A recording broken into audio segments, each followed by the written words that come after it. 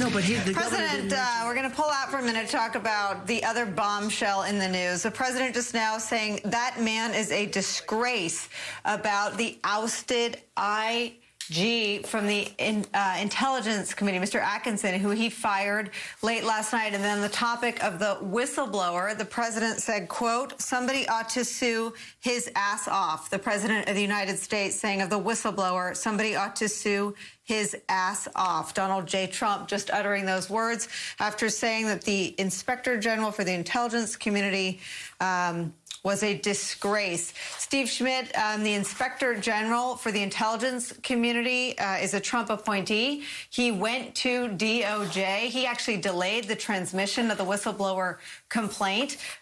He investigated it. It held up to be true. And none other than John Bolton, Donald Trump's handpicked national security advisor, corroborated the entirety of the entire whistleblower complaint. Again, I just want to restate what the president just said about the whistleblower. The entire substance of the whistleblower complaint over which Donald Trump was impeached was corroborated by longtime Republican advisors like Fiona Hill, a Russia expert, like Ambassador Bill Taylor, a person tapped by several Republican presidents, by John Bolton, lifelong conservative, Donald Trump's former national security advisor. But of the whistleblower, Donald Trump just now saying somebody ought to sue his ass. And of the intelligence community, also a Trump appointee, Donald Trump, quote, that man is a disgrace. That man was a civil servant who was doing his job, who took an oath to protect and preserve the Constitution of the United States. He did his duty. It's just another example of Donald Trump at war with competence in the government.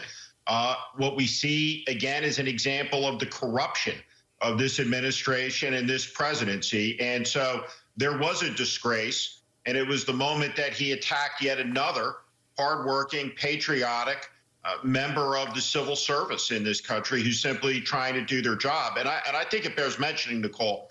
I mean, it is extraordinary late on a Saturday afternoon to be watching the president of the United States at a news conference when the country is substantially locked down, 92% of Americans, and to deliver this angry outburst of grievance, of hurt about his self-interest at a moment in time where minutes before he's alluding to the projections where hundreds of thousands of Americans will be dead, largely because of the slow and inept response of the Trump government to dealing with this crisis. And so I think this whole news conference shows someone so completely over his head for the magnitude of what's in front of the country. It was incoherent.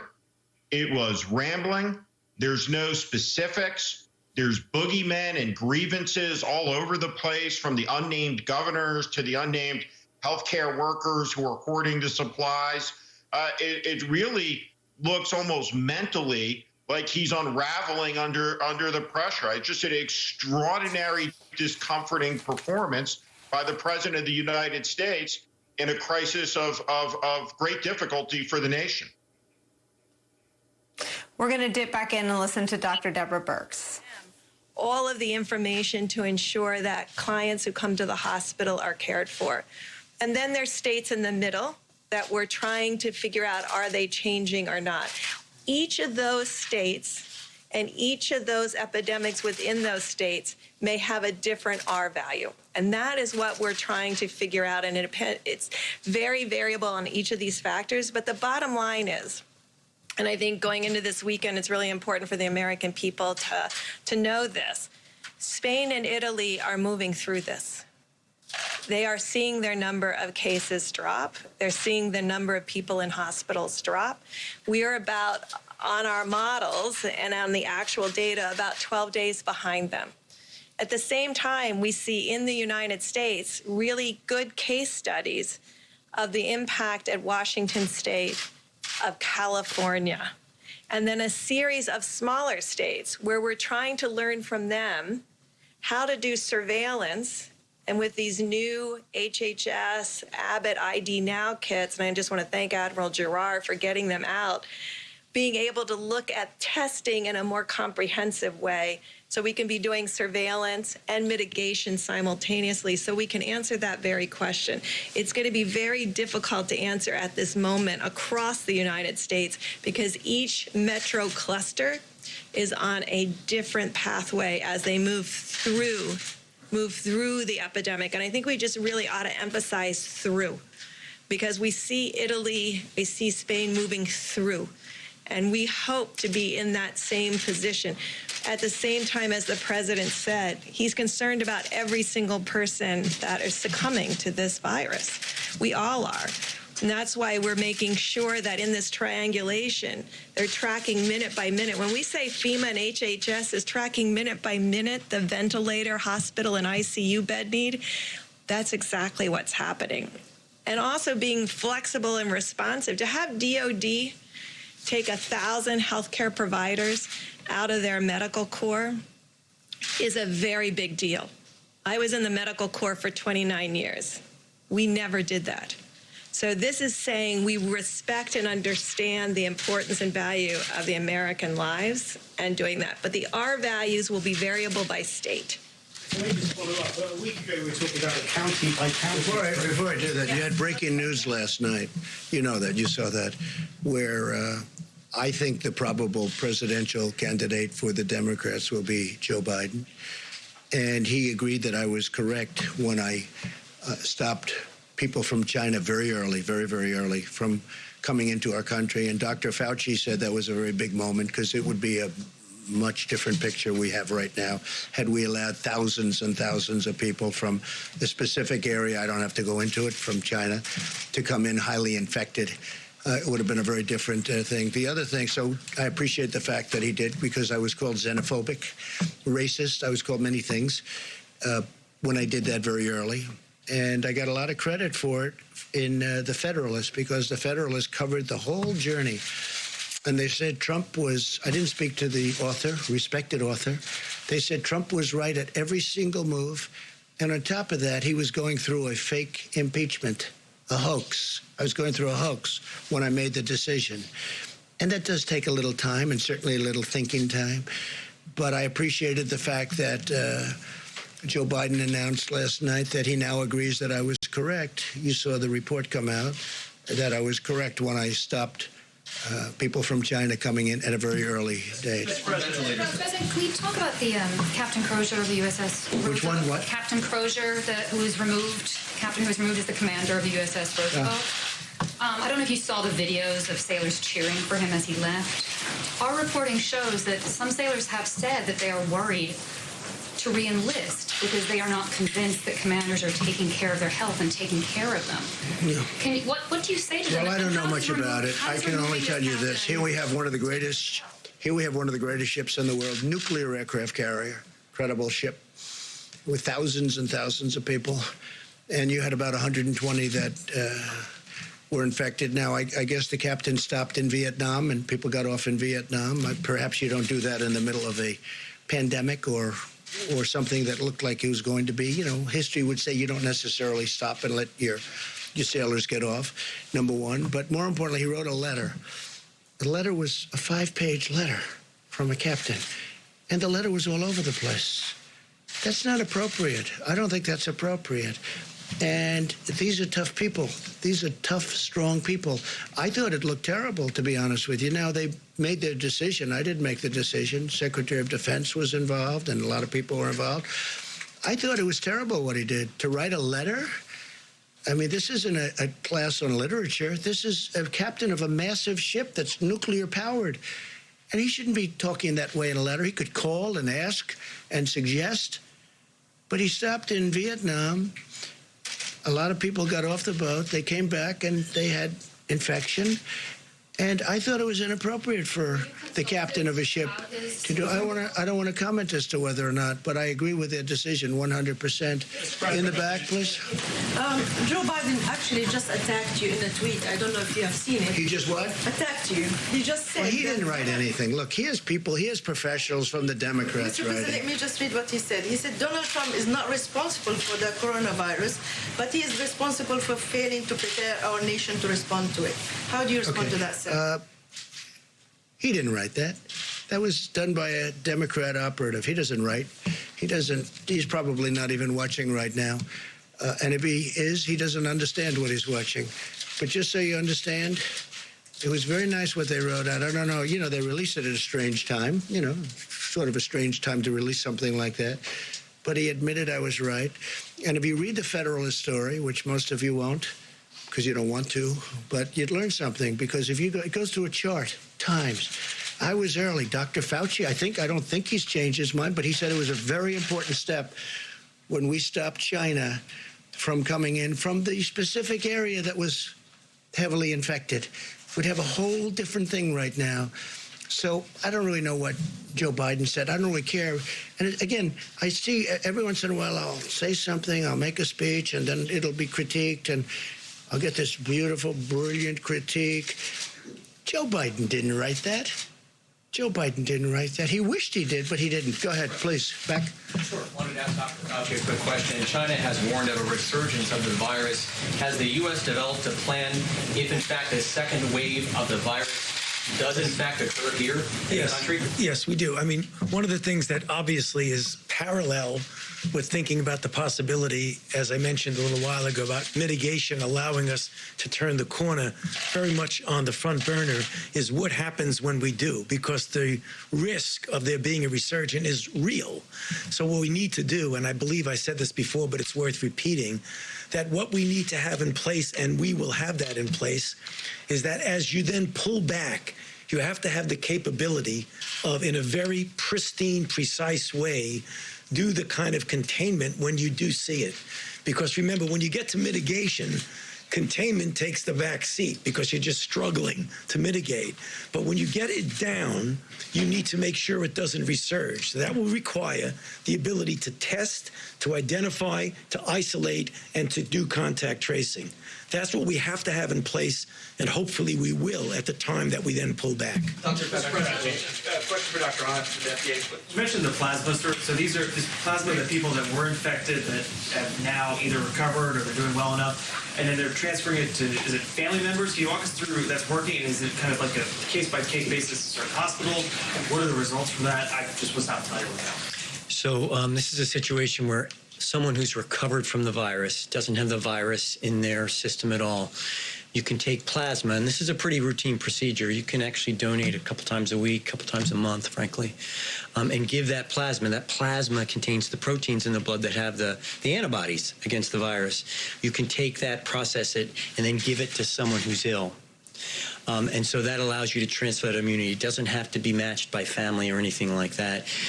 Since last Tuesday, the Tuesday before last, we've allowed academic centers and other laboratories and hospitals around the country to do this on a compassionate use basis. What we did was we pulled this together in what's called an expanded access program and run it through the Red Cross because they've got the greatest system and capacity for doing this. And this allows us to scale up so that when people get sick, we can actually have these donated plasma packs given to the patients who are sick. So do people need to be donating plasma? So obviously some of us don't know if we've had it and recovered. What should people be doing? So we've started with the Red Cross in this program. We made an announcement yesterday. We are planning to actually scale that up, and we'll have more information this week because we want to make sure we have the systems in place. It's a superb question. Thanks, sir. Right, Jeff, go ahead. Mr. President, can you clarify the situation with 3M right now? Germany said that it was an act of piracy, that 200,000 masks were apparently diverted from Thailand to the United States instead of to Berlin. Is that a miscommunication? Did that actually happen? And should 3M be fulfilling contracts? We're very disappointed in 3M. They should be taking care of our country, and they can sell to others, but they should be taking care of our country. The people that have dealt with them have dealt successfully with many companies over the last month. They don't like the way 3M has treated our country. They don't, frankly, like the representatives of 3M. And no act of you said piracy, right? Piracy? For German. There's been no act of piracy. No, there's been no act of piracy. It's the opposite. 3M has not treated our country well. And if they do, great. And if they don't, they're going to have a hell of a price to pay. Okay? I say it that way. And I watched him on television on something talking about how this is so hard to believe, so hard to fathom. They ought to get their act together, because I got involved and I looked at what happened, and they have not, 3M has not treated our country well. Just clarify about that German order. Go ahead, please. Was that the verdict, or was that not? We'll get you the information. I can ask for Dr. Fauci. I was wondering about what you're seeing as far as these patients in regards to coronavirus. I know the president mentioned this earlier, but what is the medicine saying? What is the question? Is that what is the incidence of coronavirus? If you have lupus, do you have a greater chance of getting coronavirus? Right now, this is being looked at in a natural history study. We don't have any definitive information to be able to make any comment on that. It's an obvious good question, because it might be a way for us to get some interesting and potentially important data as to the role of those medications. But that's something that is now being looked at, but we don't have any data to be able to say anything definitively. And I hope they use the hydroxychloroquine, and they can also do it with Z-Pak, subject to your doctor's approval and all of that. But I hope they use it, because I'll tell you what do you have to lose? In some cases, they're in bad shape. What do you have to lose? It's been out there for a long time, and I hope they use it. And they're going to look at with doctors, work with doctors, get what you have to get. But we have it stockpiled, and we have a lot of it, and we're getting more of it. And as I told you, I spoke to Prime Minister Modi. We're getting more of it, but we have a lot of it. And I hope they use it, because it's been used for a long time, and therefore it's passed the safety test. FDA has been terrific. Dr. Hahn, I appreciate it very much, too. But I've seen some results. Now, it's early, I guess. It's early, but they should look at the lupus thing. I don't know what it says, but there's a rumor out there that, because it takes care of lupus very effectively, as I understand it, it's a drug that's used for lupus. So there's a study out there that says people that have lupus haven't been catching this virus. No, maybe it's true, maybe it's not. Why don't you investigate that? And there's also other studies, with the malaria, that the malaria countries have very little people that take this drug for malaria, which is very effective for malaria, that those countries have very little of this virus. I don't know. You're going to check it out. But I think people should, if it were me, in fact, I might do it anyway. I may take it. Okay? I may take it. And I'll have to ask my doctors about that, but I may take it. Yeah, please, go ahead. Mr. President, last week, the last couple of days, you've been really optimistic about Russia and Saudi Arabia coming together on the deal on oil. But in the last 24 hours, the OPEC Plus meeting's been pushed back. They've traded some really good... Well, OPEC can do whatever. Well, look, I've been against OPEC all my life. Because what is it? It's an illegal, you could call it a cartel, you could call it a monopoly, there's a lot of different names for it. But it broke down very violently. So I don't care about OPEC. I really don't. I couldn't care less about OPEC. Let me just say, no. I think they're going to settle it. You know why? Because they're going to be destroyed. They're destroying themselves if they don't. Russia, it's a very important, and we had a very good conversation, President Putin and myself, very good. But Russia is a big part of their economic well-being is from oil. Well, oil is at a record low. Nobody's ever seen anything like it. It's actually lower than you even think. And it's to their advantage. Obviously, it's to Saudi Arabia's advantage. They told me they're discussing, Saudi Arabia went much further than that. He thinks that a deal is going to be made at 10 million barrels reduction, and maybe more than that. He actually indicated it would most likely be much more than that. So we'll see what happens. I mean, we're going to see what happens. But as far as OPEC is concerned, I mean, I was against OPEC for years and years because I thought it was very unfair to our country. The beautiful thing is we have built one of the great, one of the things we've done is created so much we produce. We're the #1 producer in the world right now. I don't like it for a different reason, because it's going to hurt a lot of jobs in our country, this price. It's going to hurt a lot of jobs. Now, with all of that being said, people are going to be paying 90 cents a gallon. Did you ever hear that? What's that, 1952 or something? All right? So from that standpoint, but you know what? I am a big believer in our great energy business, and we're going to take care of our energy business. And if I have to do tariffs on oil coming from outside, or if I have to do something to protect our thousands and tens of thousands of energy workers and our great companies that produce all these jobs, I'll do whatever I have to do. Okay, yeah, ma'am, go ahead. Yeah, you tweeted a little while ago about how sad it is for kids they don't have Little League right now. But I'm wondering if you're willing to share about your youngest son and how he's dealing with life and sheltering in place, not going to school, no sports. Well, he's a good athlete, and he loves soccer, and he's like everyone else. I mean, everything's shut down. He's in his room. He's happy, but he's not as happy as he could be. He'd like to be playing sports, Barron. And let's see what happens. But we have to get back. We have to get back. Remember that. We have to get back, and we have to get back soon. Okay? On the jobs reports numbers. You guys ever stop? You want to keep going for a little while? Huh? I mean, do you ever stop? How many times you ask? And in many cases, it's the same. Actually, a lot of good questions. Go ahead. In the jobs but keep going, yes? Yes, sir. So you're not going to blame me that I kept it going too long? People said, oh, he kept it. Every time you'll ask it. No, I mean, no, it's amazing. Tony, every hand went up. I thought we've gone through I think every single hand went up the last time. You know what it shows you? It shows you that you love what you do. Go ahead. We do love what we do, sir. You do. No, you do. And some of you do it well. Not all of you. Go ahead. I'm not looking at you, by the way. So we did get the jobs reports numbers yesterday. Obviously, that's kind of a small portion because it's only the first half of March.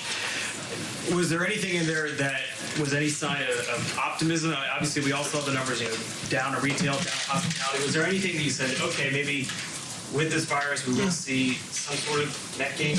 Look, the job numbers are what they are. We asked everybody to go home, don't work. So the numbers are going to be, astronomical. We understand that. I understood that. I know somebody said the numbers are meaningless, and then they took that to mean, jobs don't mean anything. And it was just another fake news story. It wasn't me that said it, by the way. It was a very smart person. But they meant it by saying it really is what, that's why I answer your question very carefully. The numbers are what they are. We know the numbers were going to be massive because we told everybody to go home and lock your door, essentially, right? Don't come to work. You can't come to work. Don't go outside. Don't breathe. Don't do anything. We got to open up our country. But I know that it's coming back. And in my opinion, it will come back very strong. There's a tremendous energy. There's a tremendous demand. And some good things have happened. I mean, I don't know. There's one habit that, as you know, most of you, a lot of you have covered me a long time before I did this. I was never a big believer in shaking hands. But I decided if you don't shake hands, you're not going to be winning a lot of contests. Right now, I'm not sure you have to shake hands anymore. A couple of people have told me, Deborah, you told me, that if we didn't shake hands, the incidence of flu's a big deal also. And that flu might be cut down in half. Who knew that shaking hands was such a bad thing? I felt it. I mean, I always felt it. And, I was never to a point where I can't shake somebody's hand. I knew people like that, too, but there weren't too many of them. But when I ran for office, all of a sudden I'm shaking hundreds of hands. And if I don't, I wouldn't even be standing here. But I think that's a custom that maybe people don't have to. We have to get close together. We have to sit together at the stadiums. We have to sit next to each other and rest. All that stuff is going to happen. But I think the concept of shaking hands maybe is something that's going to be a little bit from the past. Let's see what happens. Maybe they'll go right back to shaking hands. My last question today, how about that? Is there anything you want people to do to show their support, especially we have two doctors up there, to show their support for the medical community? Is there something that we've seen people clapping when nurses leave? We've seen a lot of that.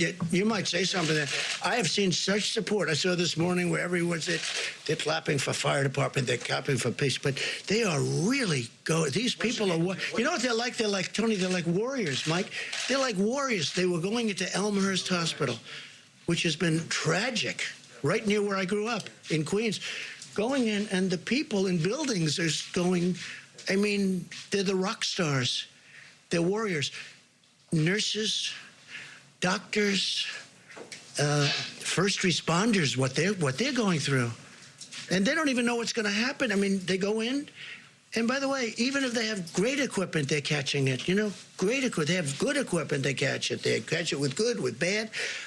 It is evil. But Tony, you might say something, and Mike, you may say something about that. Yeah, I'm glad you brought up that question because I don't think people can really fully appreciate the extraordinary effort of these people. I mean, it's amazing. I did all of my medical training in New York City in a big, busy New York City hospital at a time when it was just what you normally see in a hospital. I came to NIH, and I spent about 5 to 8 years in the very early years of the AIDS epidemic, which was just the darkest years of my life because almost every single one of my patients died. And yet, as we knew epidemiologically, that there was very little risk. There was a small risk, but very little risk of getting infected from a patient. To see now what these brave warriors are doing in the hospitals, not only giving life-saving treatment to people, but every single day putting themselves at risk for themselves and their family, I just think that the American public owe a phenomenal debt of gratitude for these people. How do you want them to show that? And they should just salute them in every way you can. You know, when we were at war and at the height of the war in Afghanistan and Iraq, when you're at an airport and you'd see somebody with a uniform come by, everybody would do that. I think that's what we should do when we see healthcare workers, just applaud them. Pretty much what's happening. Mike, please.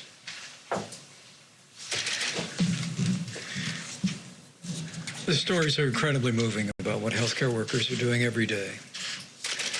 It's not just that they're going back into the hospital in places like New York and New Jersey, earlier than that in Washington State and California where this first began.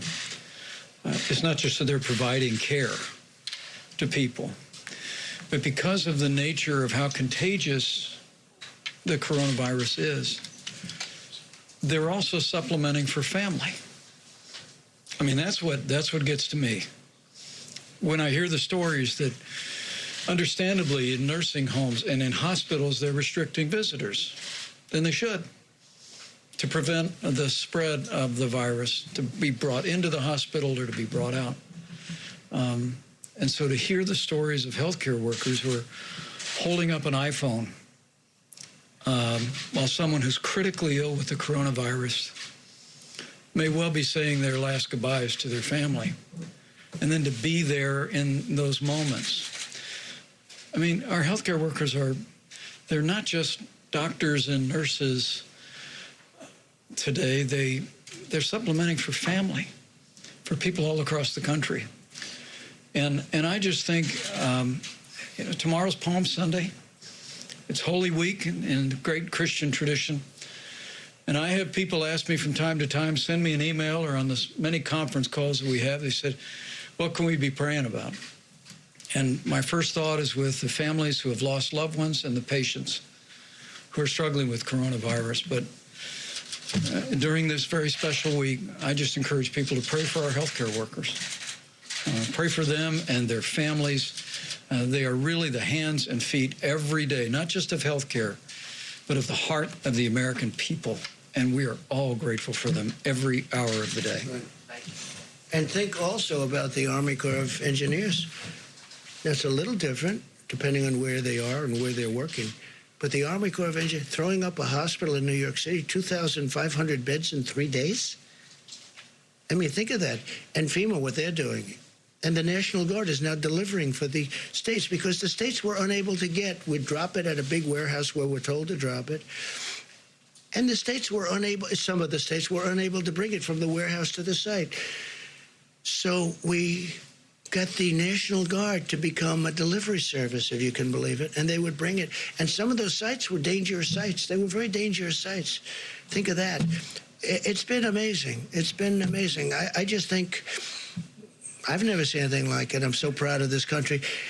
And really, it's a world problem, and some countries in the world are just handling it so well. You know, again, I keep saying it's 151. That was as of 2-3 days ago. It's probably more. Some people said they didn't know there were that many countries. That's how big this is. And Mike said something else. So, yeah, Palm Sunday, tomorrow. Think of it. We're not going to churches on Palm Sunday. But think of next Sunday, Easter. And I brought it up before. I said, maybe we could allow special for churches. Maybe we could talk about it. Maybe we could allow them with great separation outside on Easter Sunday. I don't know. It's something we should talk about. But somebody did say that, well, then you're sort of opening it up to that little, do we want to take a chance on doing that when we've been doing so well? But Easter Sunday, Palm Sunday, I'm going to be watching tomorrow live from Riverside, California, great church. But I'm going to be watching on a computer, right? On a laptop. I think on Easter, maybe I'll be watching from a laptop as opposed. So how sad is it that we have Easter Palm and Easter Sunday and people are watching on laptops and computers? It's sad. But the job that this whole country has done is amazing. But I'll say this, our medical professionals, what they've done, because they walk into those hospitals, you see them putting on their gear and they're putting it on as they're walking through the front doors. And some of those people are going to die. They're going to die. It's like incredible. And we can say what we want, Tony and Deb, about young and medium-aged, and there are plenty of those people dying too. It generally hits the older people where they have problems. It hits young people too, and it hits middle-aged people too. But these people are walking into hospitals, and I watch. I think it's incredible. And they're putting their outfit. They're getting it, and they're going in. It's like a war. Again, there's never been anything so contagious as this. In 1917, it was vicious if you got it, but it wasn't contagious like this. Now, in 1917, had they had the internet and all the means of communication, they could have practiced distancing. By the time people started thinking in those terms, they lost, I guess, 75 to 100 million people. So that's modern, that's a modern day great thing that happened. Please. Yeah, just on antibodies. To what extent do you think that you can use antibody tests to determine who can go back to work and how? Well, I don't know. I'd rather leave that to the doctor. Doctor, do you have an answer to that? I think it'll be a tool. We think it'll be a tool to help us get people back to work. It'll be additional information because, as you know, if you have an antibody, that means you were exposed and have recovered from it. That, with the information about diagnosis, should help. But how quickly can you scale up this testing to determine on a large scale how many people can go back to work and have these antibodies? So as you know, a couple weeks ago, we provided a great deal of regulatory flexibility around this. A lot of great developers have been working on this. Dr. Birx put a call out to the academic labs around the country to do this, and we've been working very closely with a number of manufacturers. So we think that it can be scaled up relatively quickly. Mr. President. Mr. President, a question for Dr. Fauci. In a recent interview, you had said that you knew the 15-day guidance would not be enough. I wanted to ask your confidence level about the 30-day guidance and whether it'll be enough. It's tough to talk about levels of confidence, but I can tell you one thing that I feel strongly, that if we do in a very proactive way what I said in my opening comments, and people literally across the country as a baseline have that physical separation, and as we've mentioned up here, there'll be varying degrees of that depending upon whether you're in New York City or you're in a place that's less. But every place, everybody should be doing some degree of this physical separation. If we do that, I have confidence that what we will see is the turning around of the curve. Whether or not it'll be all the way down where we want, it's impossible to say. I would be foolish to say that. But the one thing I am confident in, so let's take this to the bank, that mitigation works. So it does. We've seen it in other countries. We've seen it in our own country. And that's the reason why I keep coming up at every chance I get to plead with the American people to please take a look at those guidelines that the vice president keeps putting up with his chart, because every single one of those points has something to do with physical separation. And mitigation does work. But again, we're not going to destroy our country. We have to get back. Because, at a certain point, you'll lose more people this way through all of the problems caused than you will with what we're doing right now. What we're doing right now, I think it's going to be very successful. But you know what? I don't know. We have a big decision to make at a certain point. Okay? We have a big decision to make. we went this extra period of time, but I said it from the beginning, the cure cannot be worse than the problem itself, and we cannot let that happen. We have an incredible country. We were having the greatest period in our country's history from an economic standpoint and many other ways. We cannot let this continue. So at a certain point, some hard decisions are going to have to be made. Go ahead. Mr. President, ventilator manufacturers are doubling, tripling, even quadrupling their production in some cases. That's true.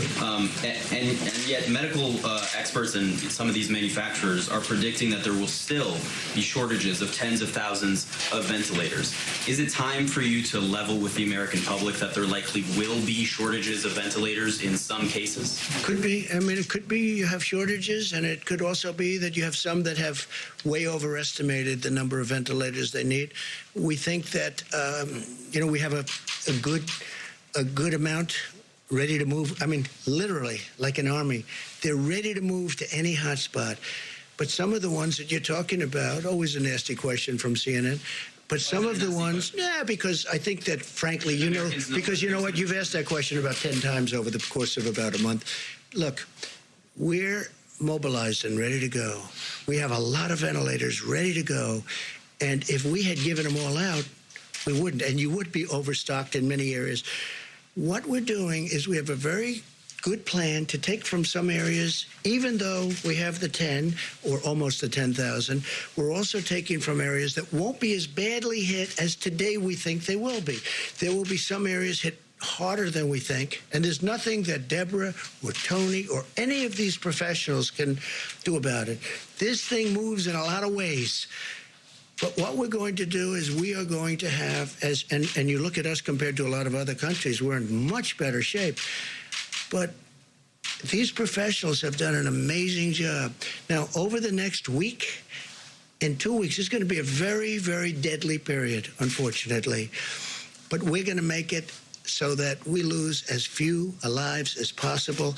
And I think we're going to be successful. I think we already are successful in that regard. When you look at that graph and you see all of the bumps, if you want to call it, at a very low level, and you see a couple at a higher level, they were tough, but you see all of those levels. You know, when you look at, and when you hear about Italy, and then you hear about France, and then you hear about, what we have is we have many Italys all over. They're like countries. California is a country. New York is a country. If you look at them from the standpoint of what we're talking about, we have many like country spots. Some are hot spots, and there's nothing we're going to do about it. One of the biggest surprises is Louisiana, because it started off so good, and then all of a sudden it shot up like a rocket. But we are going to try and have ventilators wherever we possibly can. Jeff, go ahead. Despite the Herculean effort of some of these companies to ramp up production as fast as possible, it still won't be enough. Well, New York wanted 40,000 ventilators. Okay, 40,000. Think of what 40,000 is. It's like cars. It's a big project. It's an expensive product. I mean, some of them are $50,000 a piece. I saw one the other day, $55,000. That was before they start playing the games with supply and demand, okay? Some are very, very, you call them luxury. Some are not. But frankly, these are very expensive products. These are very high-tech projects and products, and they take a period of time. We have thousands of them being built right now. Some will be ready. And we're going to have extra, and we'll keep them at hospitals. But a lot of hospitals, a lot of states had the chance of getting ventilators, and they turned those ventilators down so they could spend their money at something else. And in a way, I understand that, because who thinks a thing like this? It's not a knock. If I'm told, like perhaps New York, you can spend $1 billion on ventilators and get 16,000 or a massive number of ventilators that they've been offered over the years, or you can build a new bridge or road or something. I mean, I understand how that works. I'm not blaming anybody. I'm just saying a lot of the states had chances of stockpiling a lot of ventilators. They didn't do it, and I think we're doing a very good job in helping them out. Please, Jeff. And it's a very fair question. I understand that question very well. Yeah. Follow up on what you and the others have been saying today about it being a deadly week or two coming.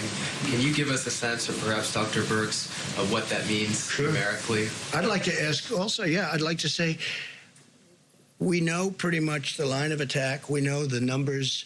The numbers are the numbers. They seem to be checking out, unfortunately, or in some cases, you know, they're on the low side, which we're very happy. We want to keep them on the very low side, and that's where we're headed. And I think that's maybe where we're headed.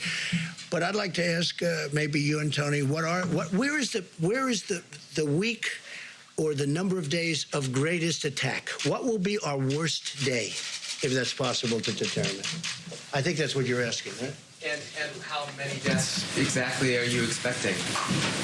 So as you can look in the places that are the most difficult hit right now, the Detroit area, the New York area, the Louisiana area, and we are doing it by the counties in those states because there are, mostly it's metro areas and the bedroom communities around those metro areas because people went to work and got exposed and came home and exposed other. If you look out in New York now, you see that it's in Long Island and it's out in Suffolk County and Nassau County.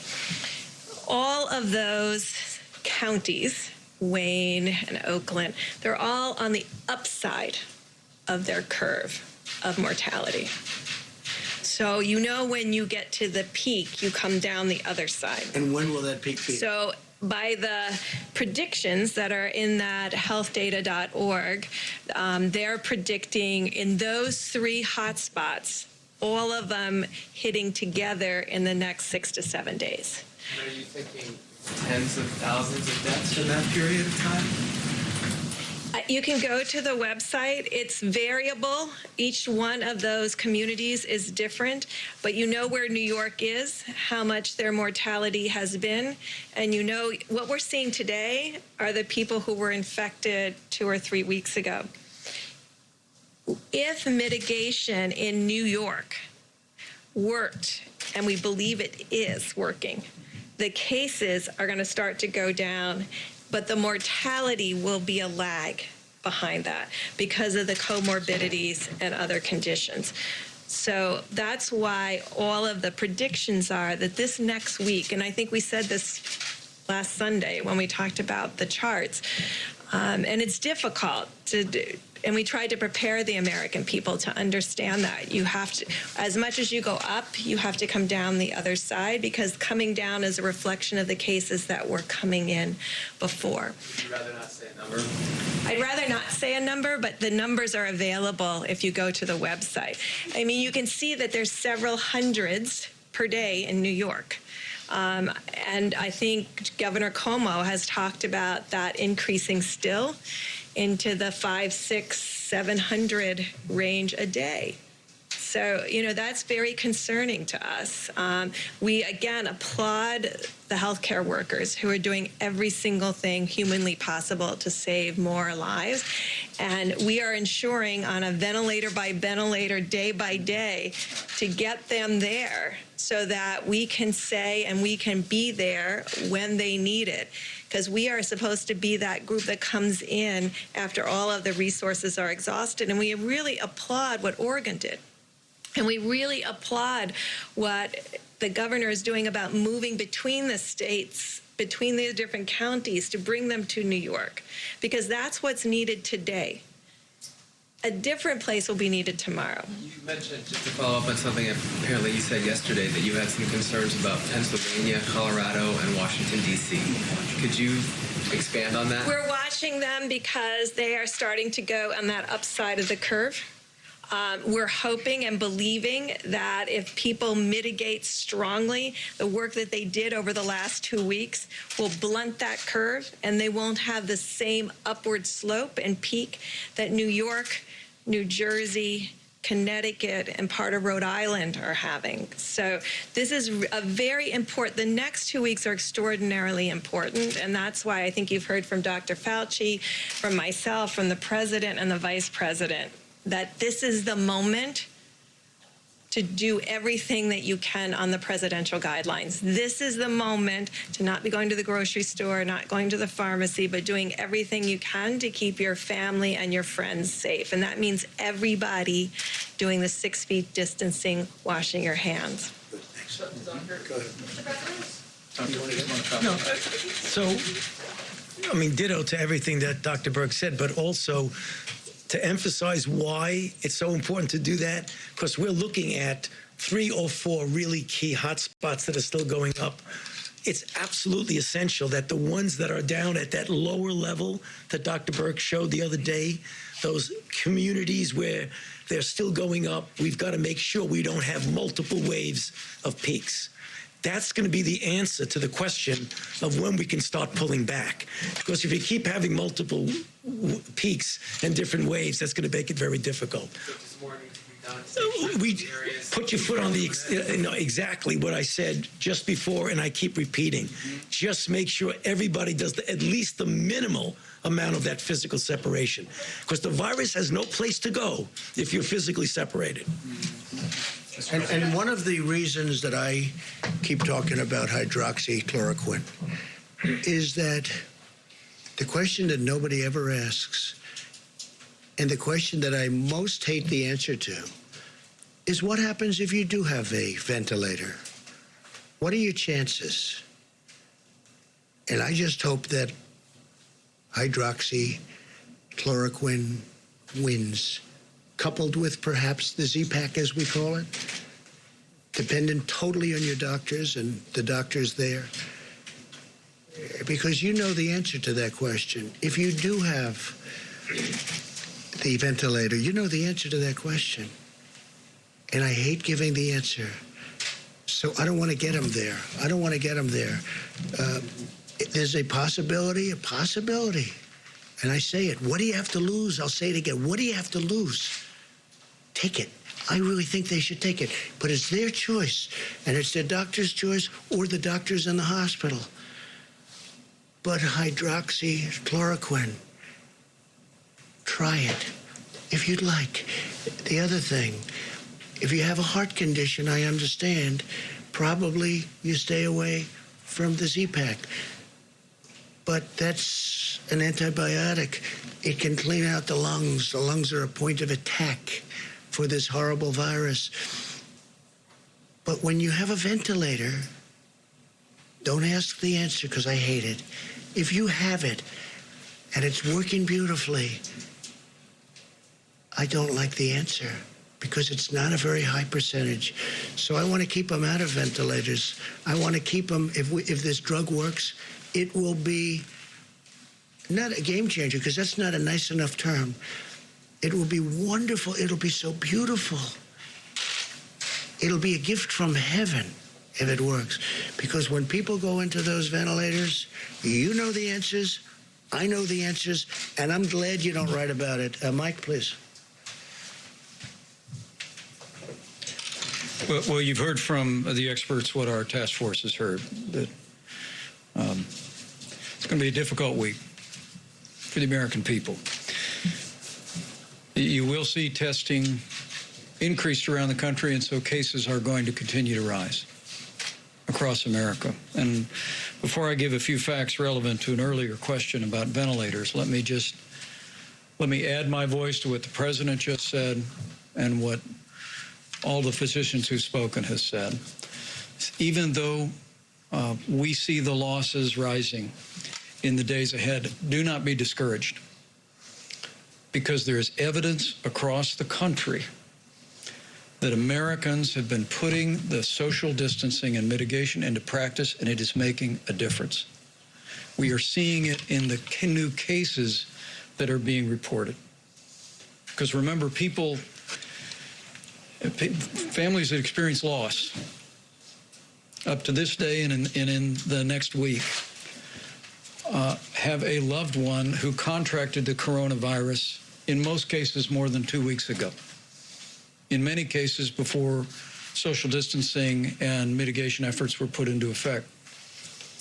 And so we want to encourage you, believe in the president's coronavirus guidelines for America. Go to coronavirus.gov, print them off again, put them on the refrigerator, and remind yourself to put them into practice. On the subject of ventilators, if I can amplify the point the president made, our team at FEMA is doing a remarkable job working with governors, state health officials, and local hospitals, particularly focused on our priority areas. We'll refer to the New York metro area, which includes New Jersey and Connecticut. We're focused on the New Orleans metro area in Louisiana. We're focusing on Detroit. We're focusing on Chicago. These are the areas where we see the significant rise in cases. And we are surging supplies, specifically ventilators, but all personal protective equipment from FEMA to those areas. And just to give you a couple of examples, I spoke to governors in New York, New Jersey, Louisiana, Massachusetts, Michigan, and Maryland today alone. And in those cases, Governor Cuomo is actually assessing all of the available ventilators. We've sent 4,400 ventilators already to New York. As has already been referenced, they're going to receive a shipment of over 1,000 from overseas. And allow me to say, as I told her personally today, the governor of Oregon, Governor Kate Brown, her unilateral decision to send 140 ventilators because Oregon, they felt Oregon today is in a place where they could give those ventilators to New York, to me was in the very highest American tradition of loving your neighbor. And when I talked to Governor Cuomo, Mr. President, he actually told me they never asked Oregon for the ventilators. And Governor Brown hadn't even called him to tell him that she was doing that. It really is remarkable. When I talked to Governor Hogan today, and the President and I will be speaking to all of America's governors on Monday again, I told him how inspired I was and how he ought to spread the word to other governors in areas where they can spare resources to be joining with us at the federal level and providing them to states at the point of the need.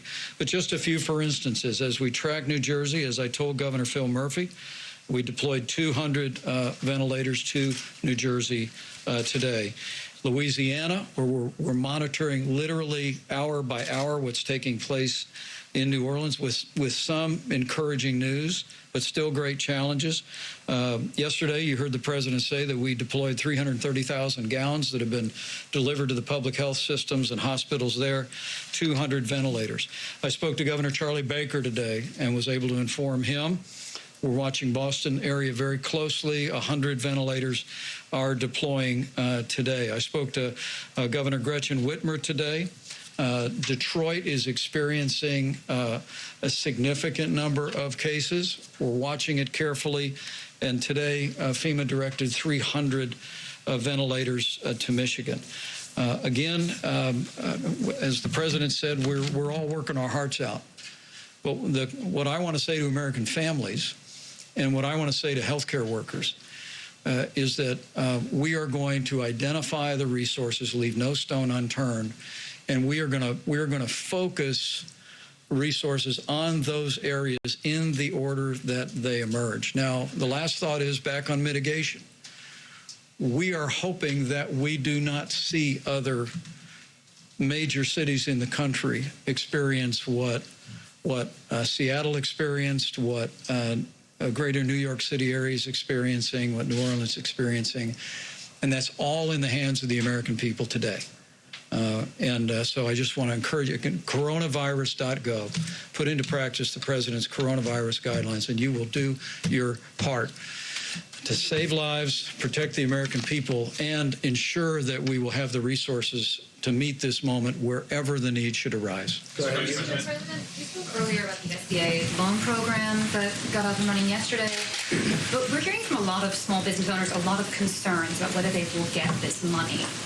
Some say some of the banks weren't ready yesterday to start processing loans. Some banks are layering, and some banks way ahead of schedules. The banks have been great. J.P. Morgan Chase, Bank of America, they're so far ahead. This is typical with you in particular. We hear they're behind. They're not behind. It's been flawless so far, far beyond our expectations. You should say, I hear you're doing well, but maybe I don't even hear of any glitch. They've done billions of dollars of loans to small business. And these are great loans. These are loans that get immediately paid off. These are loans that get businesses back. I wish you could ask a question where something's working so well. Now, maybe things won't work well, and I don't mind that kind, but where something's working so well, and you ask a question in such a negative way. It's doing great. Yeah, go ahead. It's doing great. Really good. Maybe it won't in 2 weeks, and I'll respond differently, but it's doing great. You know it, and so does everyone else. Everyone's shocked how well it's doing. Has mentioned in the Who did? past, Dr. Burks. Yes. Some demographics such as seeing that men might be more susceptible to the virus, seeing in Europe more cases among the between 30 and 50 class. Has the data that you've seen in the past 2 weeks changed that assessment? Are men more susceptible? I don't think it's changed much, has it? Yeah, same pattern as Europe. Same pattern, same answer that we've given you That for the includes last. folks with between 30 and 50 being more adversely affected than what we've seen in Asia? No, tomorrow I'll bring you all the graphs back so you can see it. We can bring an updated graph, but it's very similar. Please. Mr. President, a few days ago you talked about possibly restricting flights from hotspots. Where are you on that? Where's your We're looking at it very seriously. Right now, we're dealing with governors, we're dealing with airlines, we're dealing with a lot of different factors. It's a very difficult decision. We're also doing testing, getting into planes, very strong testing. States are doing testing of people that leave planes because they don't want to have people coming in who are infected. So understanding that and the level of testing has been enormous. Okay, and some states are saying you have to go in quarantine for 2 weeks if you come from certain areas. So knowing that, we're working with the governors. Mr. President, what kind of test? When you say testing, do you mean domestic travel or people coming in from outside the country? Both. Some states are doing, when they land, they're doing very strong, very powerful testing. Please go ahead. Some airlines, sir, and they say they don't know what you're talking about. Okay, well, then you'll check up again. One last question on ventilators. Governments are doing it too, our government. Go ahead. One last question on ventilators. The governor of New York said that he received donation in ventilators from Jack Ma of Alibaba, which I think is your friend. Would you call on the business community to donate ventilators, not necessarily to New York, but other states like Louisiana? No, Jack Ma is a friend of mine, and he's made it very possible to get about 1,000 ventilators from China. But that was from him and my other friend. It was really a gift, and we appreciate it very much. It was very nice of them. All right, I think we've had enough.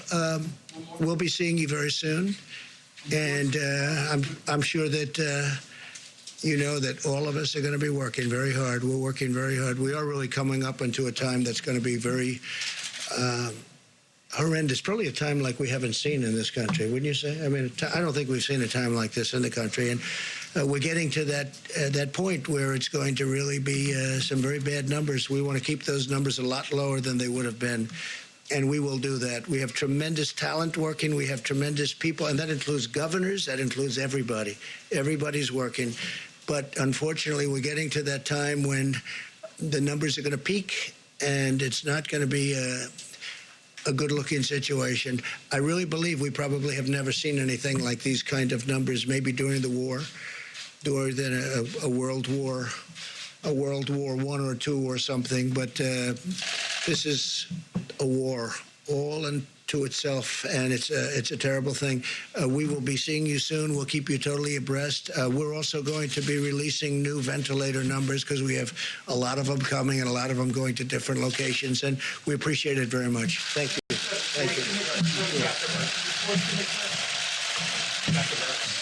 you.